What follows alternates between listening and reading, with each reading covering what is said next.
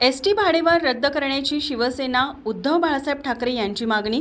नोकरी असो वा लग्न, चष्म्याची अडचण आता होऊ देऊ नका। नंदादीप नेत्रालयात या आणि तुमच्या चष्म्यापासून मिळवा कायमची मुक्ती। कारण आता चष्मा घालवण्याची लासिक शस्त्रक्रिया फक्त 32,999 रुपयात। शिवाय 5,000 रुपयांपर्यंतचे लासिक स्क्रीनिंग अगदी मोफत। ऑफर मर्यादित कालावधीसाठी। तर वाट कसली बघताय, आजच कॉल करा 92-2000-1000। नंदादीप नेत्रालय, न्यू शाहूपुरी, कोल्हापूर। दृष्टी म्हणजे नंदादीप।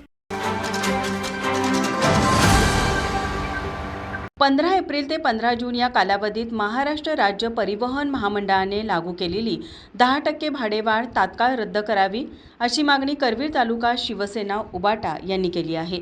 सध्याची युद्धजन्य परिस्थिती, उद्योगधंद्यांवरील परिणाम, इंधन व रोजगार संकट यामुळे सर्वसामान्य नागरिक आणि कामगार वर्ग आधीच अडचणीत आहेत।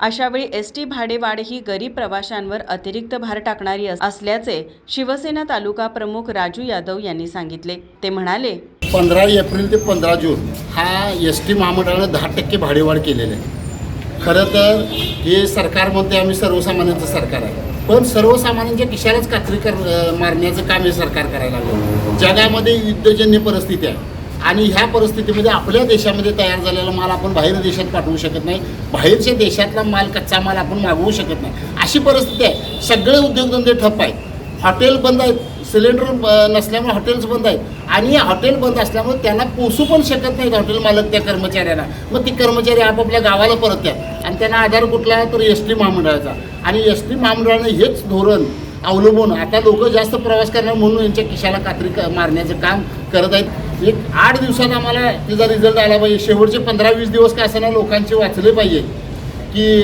10% म्हणजे प्रत्येकाचे 100 रुपयाला, म्हणजे रोज जर 100 रुपयाचा कोण प्रवास करत असेल तर जाता येता 20 रुपयाची कात्री हे सरकार एस टी महामंडळाच्या माध्यमातून करायला लागले। सरकारने एसटीची भाडेवाढ रद्द करावी, अन्यथा आम्ही रस्त्यावर उतरून आंदोलन करू, असा इशाराही यावेळी देण्यात आला। या मागणीचे निवेदन परिवहन मंत्री प्रताप सरनाईक आणि एसटी महामंडळाच्या अधिकाऱ्यांना देण्यात आले।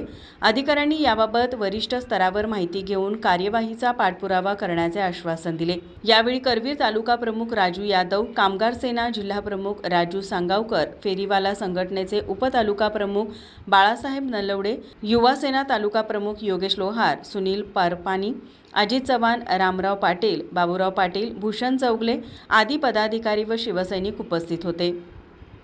माझा महाराष्ट्र न्यूजसाठी उजगावहून विजय शिंदे, कोल्हापूर। ताज्या घडामोडी पाहण्यासाठी माझा महाराष्ट्र न्यूजला आजच सबस्क्राईब करा।